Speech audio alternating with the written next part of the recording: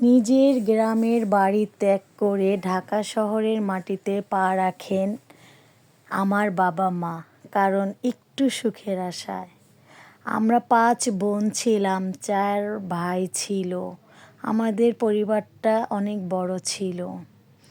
ঢাকায় আসার পর কিছু বছর যেতে না যেতেই আমাদের 5 বোনের এক এক করে বিয়ে হয়ে যায় ঢাকাইয়া ছেলেদের সাথে। কেউ থাকি শ্বশুর বাড়িতে, কেউ থাকি শাশুড়ির বাড়িতে।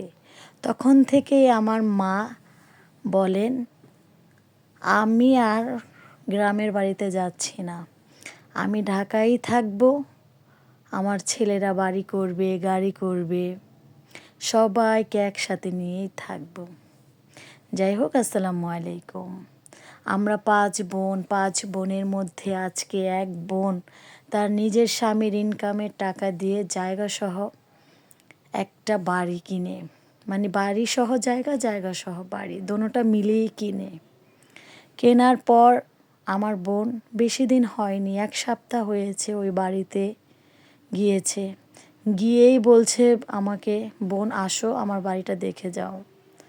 তো আজকে আমি গেলাম, যাওয়ার পর দেখি এখনও বোন কোনো কিছুই গুছাতে পারেনি।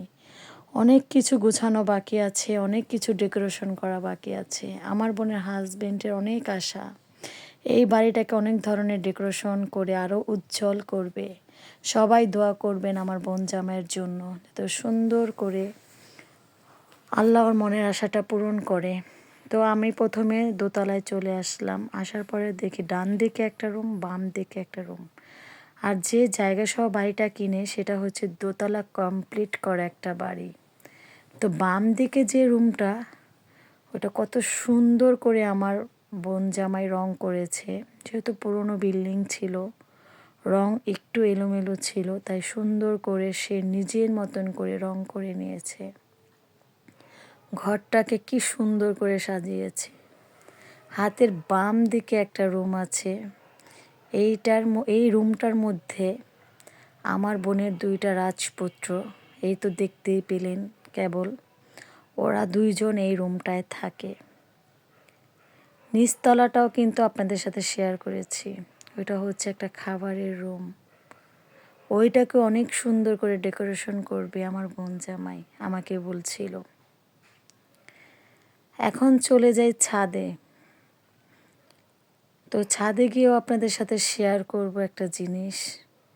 এখন আমি ছাদের উপরে, ছাদ আছে না, ওইখানে যাচ্ছি।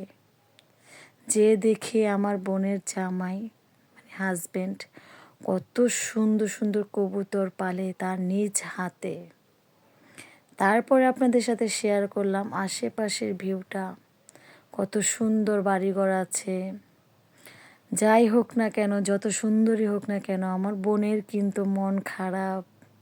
সে তার ফ্যামিলির মাঝখান থেকে ওইখানে গিয়েছে, তার মন তো কোনো রকমই বসছে না। সবাই দোয়া করবেন আমার বোনের জন্য যাতে ওর মনটা ওইখানে বসে। তারপরে চলে আসলাম নাস্তা খাওয়ার জন্য। এই তো বোন কত ধরনের নাস্তা দিল।